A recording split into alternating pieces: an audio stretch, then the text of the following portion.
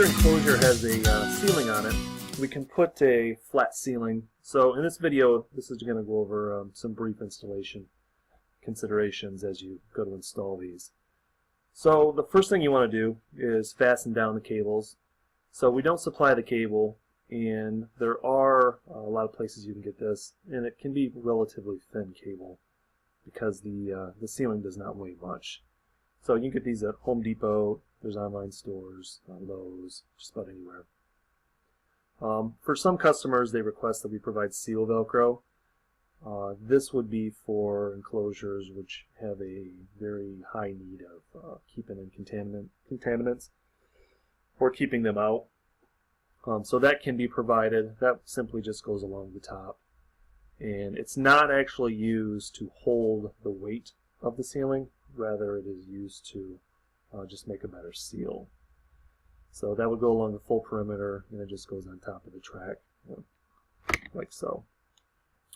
So the cable, when you're trying to determine exactly how you're going to hang this, there are two models that you would have purchased. You would have either a static or a rolling style curtain. So the static is just zip tied, as you can see here. This is a pretty quick way of using in conjunction with the cables, because when you're stringing your cables, you need to figure out a way to attach them to the railing. So the most common pattern is an X pattern.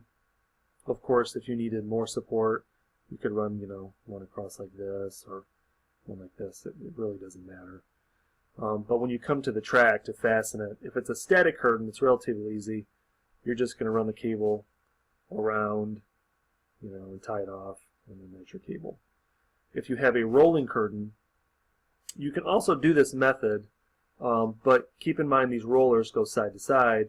So if you come over here and you tie this off, this roller can't go any farther. So that may or may not be a problem. Some people only need access if they just roll the curtain open a little bit for people to walk through. It really depends on your application.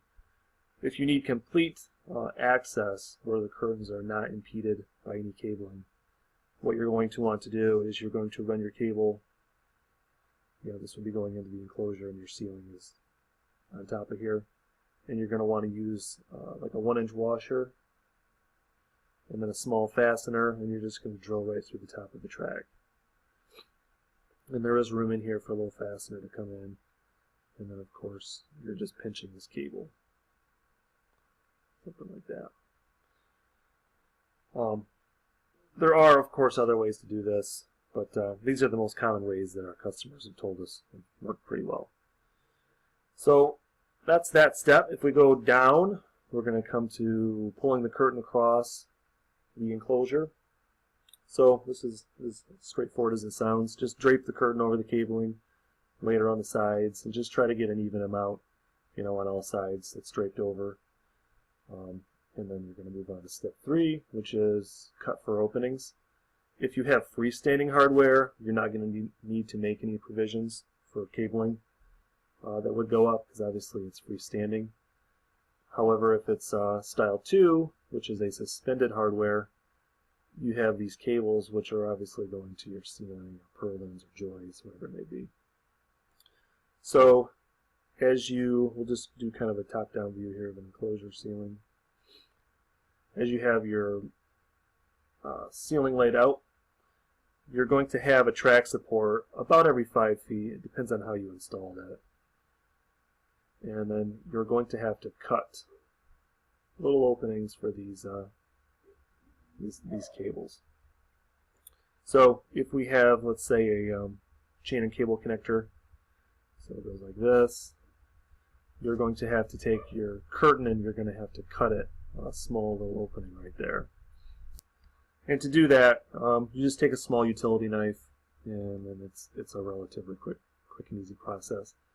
You don't really have to seal it back up. Obviously, it's a tiny little slice. I think these are maybe like 2 inches.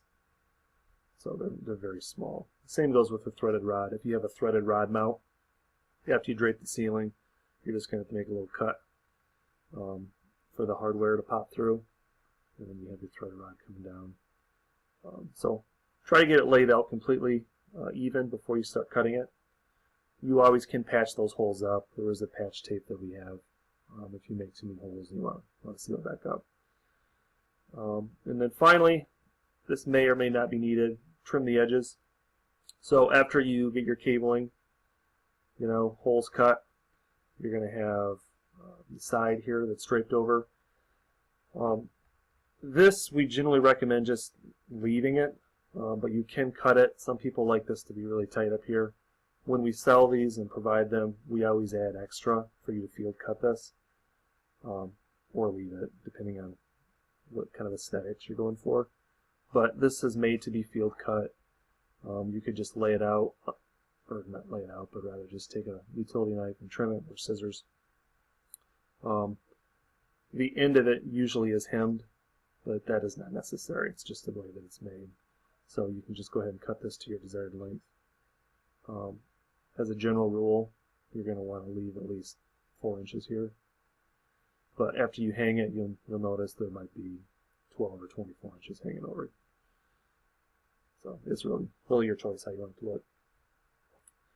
Hopefully the video was helpful. If you do have additional questions beyond what we covered in the video, just contact your associate at ACOM that you are working with and we'll help you out.